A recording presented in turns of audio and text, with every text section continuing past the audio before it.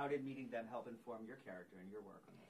You know, we didn't actually meet them till like a couple of weeks in, like Emily had said. So basically what we had seen was the script and the documentary that Haunting in Connecticut and Haunting in Georgia were both based on, which was a Discovery series called the Haunting series. And so we got to see those, but other than that, it was just kind of like trust the director because he had met them and just have fun, you know, take a little bit of creative license, but he did a lot of research. So we just trusted Tom Elkins. Well, tell me about collaborating and working with Tom. I love Tom. You know, I had known Tom before through Gold Circle Films, and he's just such a great guy. And you know, working with editors for me is so much fun because you can really see that they know exactly what they want before they shoot it, and they know exactly when they get it, whether it's take 1 or take 25, and they sometimes don't need everything because they're like, no, I'm not going to use this middle piece, but I want the beginning and the end. If you need to do the middle, go for it, but I don't need it. So it's an interesting thing to be able to work with him, and he's lovely. Oh my gosh, he's so awesome. He actually is really nice because, you know, he doesn't talk down to me, and he always, I mean, he has his own kids, so I guess, I mean, that has something to do with it, but he's just super down to earth, really nice, and it was great to work with him.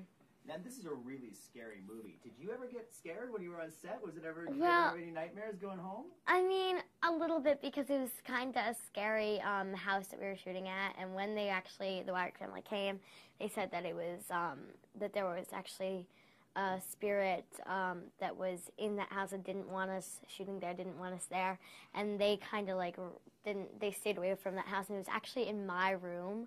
Exactly my little pink room that he actually marked as his territory. So I was really scared when I had to go do those scenes, but that's pretty much it. But besides the bees and the ant farms at night.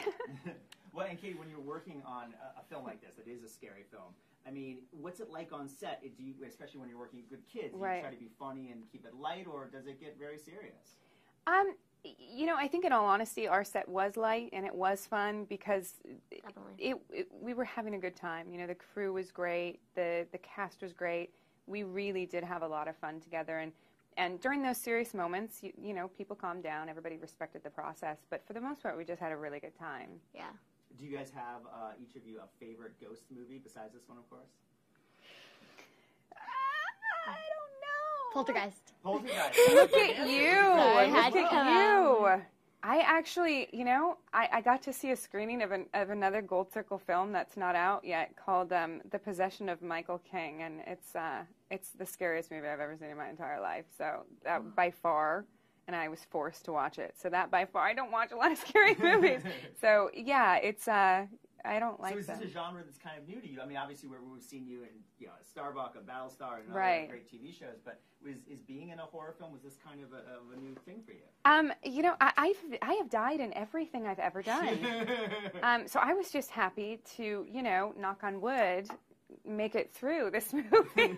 I've never died. Good for you. I've had everything happen to me. Kid. They do. They feel bad when they kill children. You know, not the person standing next to you. I watched the first one, really liked it, and the second one I knew about for a long time, and when it went into production, I kind of begged for it, and, you know, it worked out.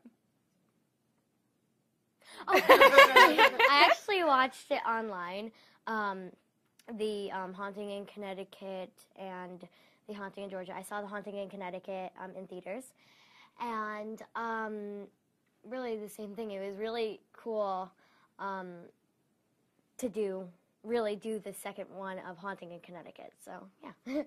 You know, it's not all the time that you read or see a horror film that has such a component of this emotional component, and it was really a great read, and it was, I know the rest of the cast kind of got really excited by the script as well. So David Cogginshall did a really good job. The trailer that my character lived in was one of the most haunting. It wasn't haunted like poor Emily's room, but it was one of the most disgusting trailers ever. It was really really gross. Like, they didn't even run. Like, I think they pulled it in on, like, the back of a truck and just, like, dropped it in the corner of the... And then they came up to me and they were like, hey, Katie, we've got a surprise for you. That's your house. And I thought they were kidding for a second. And then I remembered that, oh, that's right, Joyce lives in a trailer. And I was like, really great, guys, thanks. Like, it was scary to go in it. Like, you were like, I'm going to get, like, some weird, like... disease from the carpet. It was still that 70s shag carpet, and it was like, it smelled, and it was pretty gross. So, anyway. Oh, well, it was kind of scary because the real Wyrick family came to set, and they said that they felt some weird presence there, and it was in my room, and they just stayed away from there. And, yeah, that kind of scared me. It was, the rest of the house, you know, looked like it was a 70s style house. It was kind of, you know, it was run down. They definitely cleaned it up a lot, I guess. But my room really freaked me out after that point. And when you look out my window, it's like it's a long drop. And all that kind of freaked me out, too. So. And it was cold in that house, you know. Yeah. I mean, we were shooting for summer, and I know that Emily and everyone else seemed to have clothing on except for the two of us. We were in little shorts and skirts and tank tops the entire time, and the house didn't have heat, so it was really cold. And if there were a lot of bodies in the house, it seemed to stay warmer. But if there were very few people in there, it would get really cold at night. Okay, I was doing a scene. I'm gonna have to think about it. I was doing a scene, and it was about the station master coming up to me, and it was so scary. He had this mask on, and he was in it for a long time, but I didn't want to see him. I wanted to get the real thrill out of it and, you know, see it for when I was shooting. And it freaked me out. I almost passed out. I was so horrified. And I screamed, and they used the first take. I saw him for the first time, but yeah. And her little scream is like, it's like blood curdling. It's like the most terrifying scream. It's like every parent in the room, or anyone who's ever, like, anyone with a soul, really, their heart just kind of went, like, you want to just, like, run and go make sure she's okay, because it was just this, I mean, just blood curdling scream. So it was really great. My wardrobe. It was really scary. Those skirts were really short and 2 sizes too small. And my bright pink acrylic nails were pretty fun. But that's pretty much, like, honestly, to me, it was just so much fun for me to do this character, and I loved every minute of it. But the clothing was really tight. That's pretty much it. Like, I'd never played a character like this before, you know, with my I don't even know how to say this with a child in the room, so I won't. I was gonna say something wildly inappropriate, but, you know, with these up to here and this down to here, it's, you know, it's different. You're kind of all out there. So we look like mom and daughter. So. And it actually could happen, which is really sad for me. No, but really, on set, she was like, you know, she looks like the cool aunt especially when she had red hair and stuff like that. No, really.